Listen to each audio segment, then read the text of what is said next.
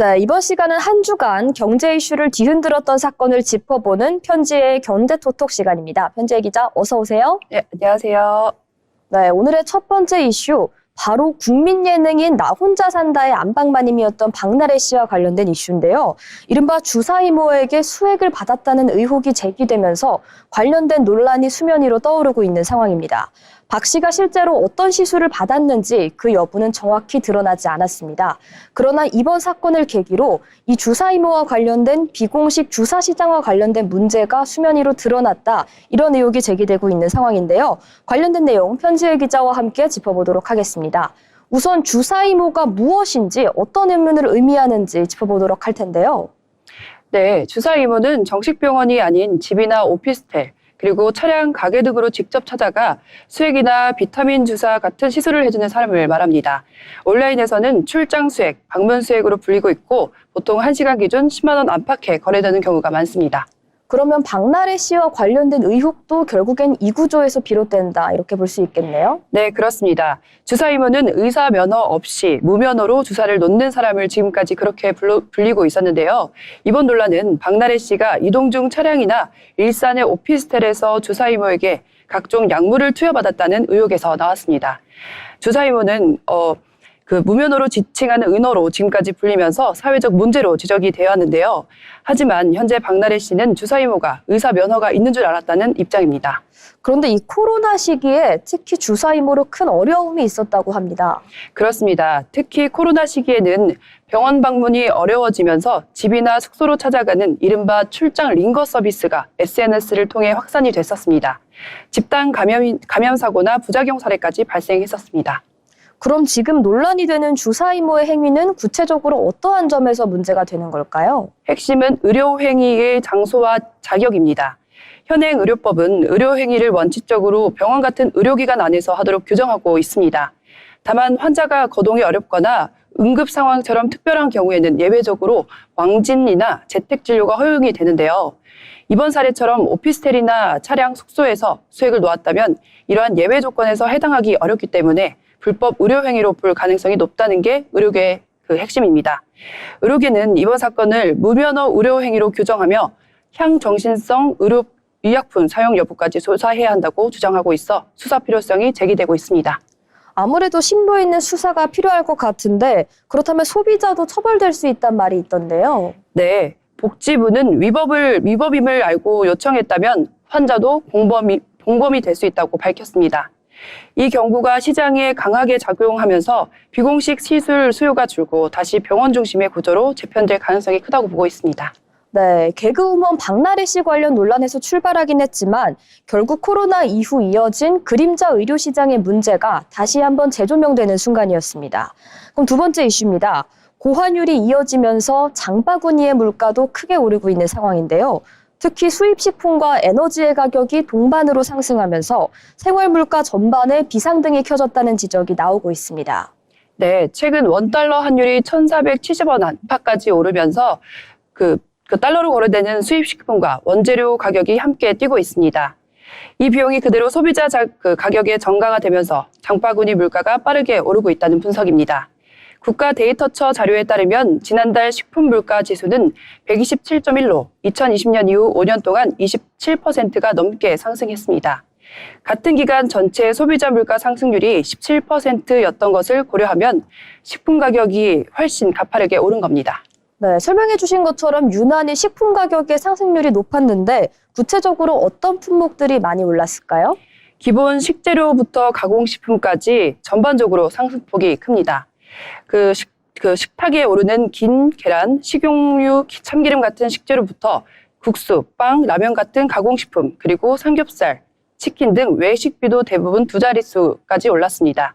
특히 수입식품이 더 크게 올랐는데 수입 소고기는 40%, 커피 원두는 44%까지 상승했습니다. 망고와 파인애플 같은 수입 과일도 모두 오른 상태입니다. 네, 이렇게 장바구니 가격이 껑충 튀면서 정말 생활 물가가 상승했다는 소리가 나오고 있는데 이 와중에 기름값도 영향을 받았다고 합니다. 네, 기름값 역시 고환율에 직격탄을 받았습니다. 석유류 소비자 물가는 우크라이나 전쟁 여파로 2022년에 20% 급등한 뒤 2년 동안 하락세였지만 올해 다시 반등하면서 3년 만에 가장 큰 상승폭을 보였습니다.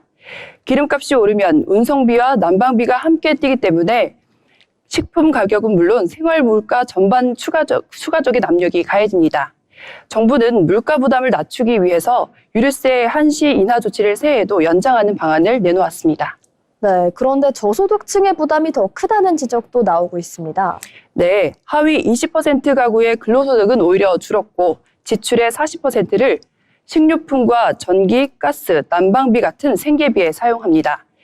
상위 계층보다 2배 이상 높은 비중인데요. 고환율에 따른 수입 물가 상승이 취약계층 체감 부담을 크게 키우고 있다는 분석입니다. 네, 고환율이 식품과 에너지의 가격을 자극하면서 아무래도 장바구니의 물가까지 흔들리고 있는 안타까운 상황으로 이어진 것 같습니다. 이럴 때일수록 핀셋 복지 정책이 필요한 때라고 생각이 드는데요. 다음은 월드컵 관련된 이슈입니다. 2026년 북중미 월드컵 조 추첨 결과가 드디어 발표됐습니다. 일본이 속한 조는 죽음의 조로 평가가 되고 있는 반면 이제 한국 대표팀은 상대적으로 해볼 만한 상황에 놓였다, 이런 분석이 이어지고 있는데요. 다만 경기 시간은 직전 카타르 대회와는 크게 달라지며 관전 방식도 좀 바뀔 전망이라고 합니다. 네, 내년 6월에 열리는 북중미 월드컵 조 추첨에서 한국은 전략적으로는 비교적 해볼만 하지만 해볼만한 조를 배정받았다는 평가입니다. 다만 모든 경기가 멕시코에서 열리고 경기 시간이 오전대로 잡히면서 환경 변수가 핵심으로 지적됩니다. 한국은 멕시코, 남아공, 유럽 플레이오프 승자와 함께 A조인데 일본의 죽음의 조와 비교하면 부담은 다소 덜하다는 분석도 나옵니다. 홍명보 감독은 준비만 잘하면 해볼 만한 조라고 평가하면서도 멕시코 특유의 고지대와 더위를 변수로 꼽았습니다.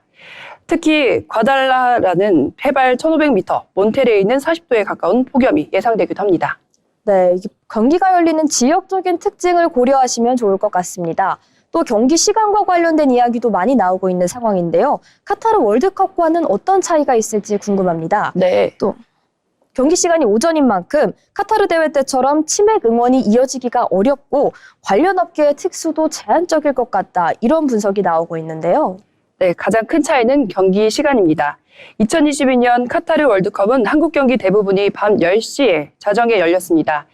야간 시청이 중심이 되면서 치맥과 배달 매출이 크게 늘었었는데요. 특유의 밤 응원 문화가 자연스럽게 형성이 되었던 대회였습니다.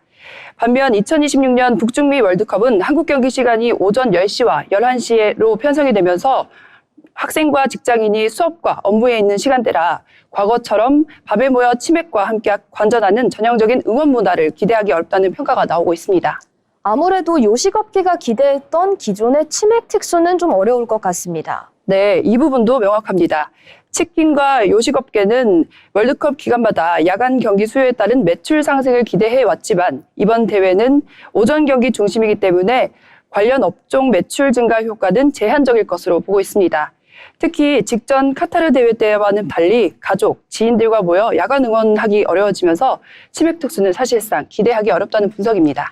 정리하자면 조편성 결과 자체는 긍정적이지만 이로 인한 각종 특수 효과, 월드컵 특유의 소비 효과는 달라질 수가 있겠다, 이런 생각이 듭니다. 얼마 남지 않은 2026 북중미 월드컵, 우리나라 대표팀의 좋은 성과를 저희도 응원하겠습니다. 다음 이슈인데요. 오늘의 마지막 이슈는 예상외로 패션 관련 트렌드입니다. 과거에는 할머니 조끼로 불리던 이른바 김장 조끼가 이제는 MZ 사이에서 인기 아이템으로 떠오르고 있다는 소식인데요. 네, 김장조끼는 김장철에 방한용으로 입던 누빔조끼로 화려한 꽃무늬가 특징인데요. 최근 유명 아이돌들과 인플루언서들 사이에서 착용한 모습이 SNS는 물론 해외로까지 확장이 되면서 신흥 겨울 패션 아이템으로 자리 잡고 있습니다. 검색 분석 플랫폼 블랙키위에 따르면 최근 한 달 김장조끼 검색량은 48,000여 건으로 집계가 됐고 11월 검색량만 보면 전월 대비 8배가 넘게 증가했다고 합니다. 할머니 조끼, 김장조끼 등 관련 검색어도 함께 상승했습니다. 그럼 젊은 세대의 취향 변화와도 이러한 트렌드가 맞닿아 있을 것 같은데요. 네, 그렇습니다. 이런 시골 감성을 즐기는 레트로 유행과 저렴한 가격, 그리고 또 할머니 세대의 패션을 다시 소비하는 할메니얼 열풍이 영향을 준 것으로 보입니다. 농촌진흥청 조사에서도 올해 농촌관광 경험인 이른바 촌캉스 비율이 43.8%로 크게 늘었고 SNS에서도 김장조끼를 입고 촌캉스를 즐기는 게시물이 확산되는 추세입니다. 실제로 젊은 여성들이 자주 찾는 패션 플랫폼에서도 김장조끼가 상위 랭크에 올라 판매가 되었고 강아지용 조끼도 절찬리에 판매가 되고 있었습니다. 네, 새로운 세대의 감성과 결합을 하면서 과거의 이미지가 다시 패션의 트렌드로 떠오르는 모습까지 체크해 볼 수 있었습니다. 이렇게 오늘 다양한 이슈에 대해서 다뤄봤는데요. 연말을 앞두고 있지만 여전히 한 주를 뒤흔드는 뉴스들이 정말 많이 쏟아져 나오고 있습니다. 그렇지만 언제나 이 혼란스러운 흐름은 경제톡톡에서 정리해 드리고 있으니까 본방사수 놓치지 않으셨으면 좋겠습니다. 지금까지 편지의 경제톡톡이었습니다.